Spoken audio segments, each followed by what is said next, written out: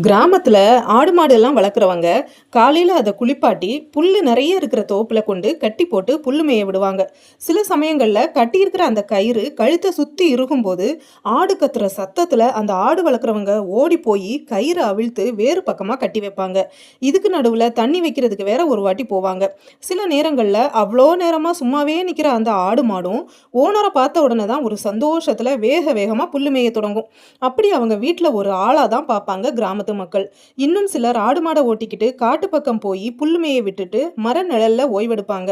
மதியான நேரம் சாப்பிட்ட உடனே சுகமா தூக்கம் வரும். அந்த மரத்துல சாஞ்சுக்கிட்டே தூங்கவும் செய்வாங்க.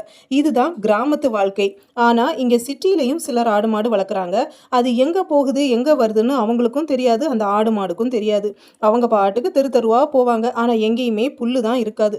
ஆனாலும் கருணை உள்ளம் கொண்ட சில மக்கள் அவங்க வீட்டுக்கு வெளியே ஒரு பக்கெட்ல மாடு குடிக்கிறதுக்குன்னு வீட்டில் இருக்கிற வேஸ்ட் காய்கறிகள் எல்லாம் போட்டு தண்ணி வச்சிருப்பாங்க. வெயில்ல வர மாடுகள் அதை குடிக்கும். போஸ்டர் சாப்பிட்ற மாடுகளை தான் இங்கே அதிகமாக பார்க்க முடியுது. அப்பப்போ ரோட்ல வண்டிக்கு குறுக்கே வர்றது தொந்தரவா இருந்தாலும் பெரும்பாலான மாடுகளுக்கு பார்த்து ரோடை கிராஸ் பண்ண கூட தெரியுது.